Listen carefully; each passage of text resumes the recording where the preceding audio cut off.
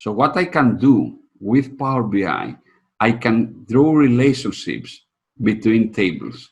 And I can say, look, I have, for example, let's say 2,000 unique clients.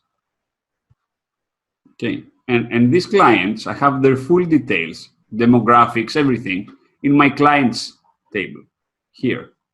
So this is clients or customers. These clients might make millions of transactions. Let's say I have 2 million of transactions.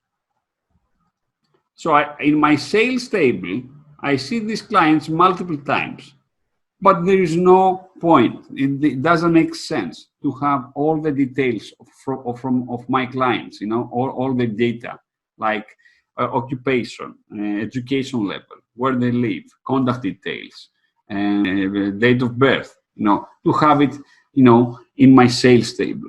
My sales table is a transactional table. So I can link and connect the two tables with relationships in the relationship view. The same thing goes for products. How many products you have? I have 500 unique codes. Okay, you have 500 unique codes. Or I have 40 products, but I sell it to thousands of people. Yes, okay.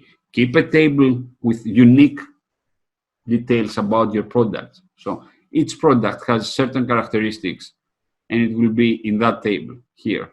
So let's say you have 500 products. These 500 products are sold many times to many customers over the years. Okay, so what does it mean? Should I repeat all this descriptive information about each product again and again whenever there is a transaction in my transactions table?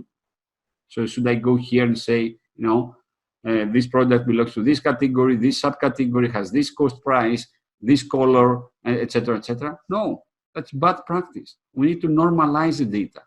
We need to separate the data. We don't want to over-normalize the data, but we need to have a clear structure of our data. And usually in companies, this data exists, but people do not build it like this because they didn't have the tool. Excel did not allow you to do that, okay? You had to do VLOOKUPs to create the big flat table to do reporting. But now you don't have to do that anymore. And here you might have, let's say, branches. So we have tables that they're describing, descriptive tables, lookup tables, that they're describing the data. They're describing an attributes of our data. And then we have transaction tables like sales or budget. So with relationships, we can draw lines easily. We will see that when we go there. And then build reports, and all these tables speak to each other. So it's important to realize that we embark in a new journey here. We are no longer in the very simple Excel setup. We are in a much more flexible setup that we can link the data. Now, every table you see here, so the clients table, the products table, the branches, the sales table, might be a different data source. So I might have the clients in an Excel spreadsheet or in a database. I might have the products somewhere else. I might have the branches in an Excel spreadsheet. And the sales comes from my database. I can connect all those. I can connect multiple data sources in one data model and have an impressive dashboard.